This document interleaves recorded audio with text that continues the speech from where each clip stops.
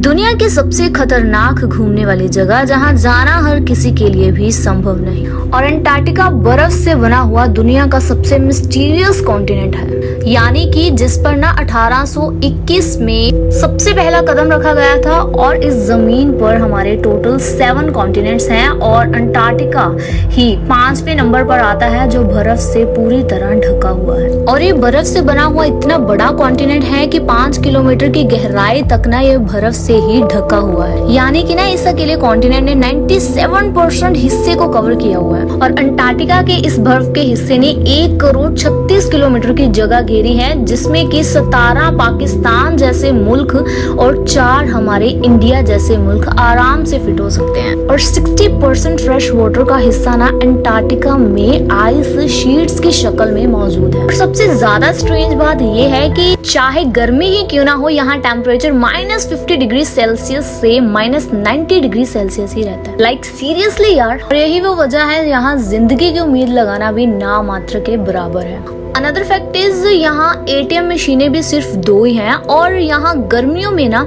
मुसलसल धूप रहती है और सर्दियों में मुसलसल रात रहती है। यानी कि यहाँ पर ना तो कोई टाइम जोन फॉलो होता है और ना ही इस अंटार्कटिका पर किसी का भी राज है। वहीं कई लोगों का ना ये भी कहना है कि इस बर्फ के नीचे कई राज छुपे हैं, और कई तो ये कहते हैं कि इस बर्फ के नीचे ही एक अलग दुनिया भी है। और रिसर्च के अनुसार बाज लोगों का ये कहना है कि बर्फ के नीचे एलियंस की दुनिया भी है, जहां एलियंस का स्पेसशिप हमें फ्रोजन मिलेगा, यानी कि बर्फ से पूरी तरह जमा हुआ मिलेगा। वहीं दूसरी तरफ ये भी दावा करते हैं कि यहाँ किसी खुफिया मिलिट्री का राज भी है। और यही नहीं बल्कि 11,000 साल पहले ना एक ऐसा नेचुरल डिजास्टर आया था जिसका निशाना वो शहर था जहाँ ना खुद को लोग खुदा मानते थे। और वो शहर ना कोई और नहीं बल्कि एटलांटिस था।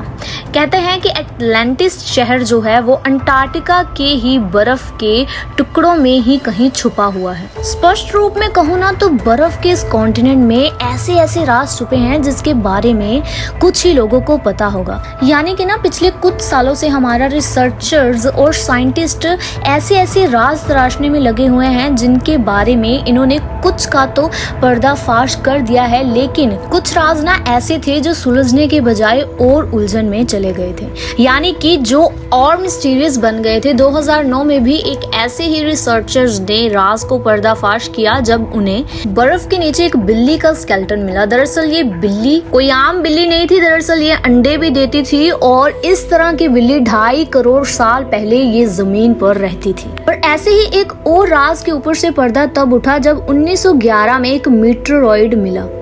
मीटेरॉइड एक ऐसा पत्थर का टुकड़ा होता है जिसका कि पृथ्वी के साथ तो कोई लेना देना ही नहीं होता।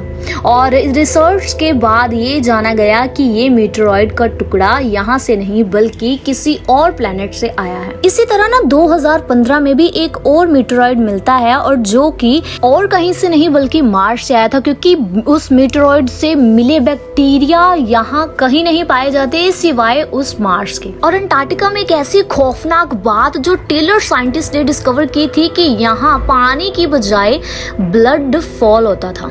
इसे ना टेलर ग्लेशियर भी कहा जाता है। और कई सालों तक तो यही माना गया था कि इस ग्लेशियर से निकलने वाला जो पानी है वो खून ही है, लेकिन काफी रिसर्च के बाद ये पता लगाया गया कि इस डैम के नीचे भी एक बहुत बड़ा डैम छुपा हुआ है, जो कि जिसमें पानी जो है ना वो 3 गुना ज्यादा सोल्टी है। और ये सोल्टी वाटर जब ग्लेशियर्स के साथ मिक्स होता है और इसी के साथ जब पहाड़ों से निकला आयरन और ऑक्सीजन से निकली हवा जब मिक्स होती है तो आयरन ऑक्साइड बनाती है, और इसी के कारण इस पानी का रंग भी लाल दिखाई देता था। और यही नहीं बल्कि इस पानी के अंदर ना कुछ ऐसे बैक्टीरियाज भी मौजूद होते हैं जो कि जिसे ना तो कोई ऑक्सीजन और ना ही किसी तरह की भी सनलाइट की जरूरत होती है। तो इसका मतलब ये बिना ऑक्सीजन और बिना सनलाइट के जीवित रह सकते हैं। द थिंग इज देन ये हमारी जमीन पर कैसे आए और ये जीवित कैसे रह सकते हैं, क्योंकि यहाँ पर ऑक्सीजन और सनलाइट दोनों है और इन बैक्टीरियाज को तो ऑक्सीजन और सनलाइट की जरूरत ही नहीं होती। और रिसर्चर्स को इस अंटार्कटिका में कुछ ऐसे सबूत भी मिलते हैं जो इस बात की गवाही देते हैं कि यहाँ भी कभी लाइफ एग्जिस्ट करती थी, यानी यहाँ भी कभी लोग लाखों साल पहले रहते थे। 1980 में ना रिसर्चर्स को डायनासोर्स के ढांचे मिले, यानी कि ये डायनासोर्स की रिसर्च करने के बाद ये पता लगाया गया कि ये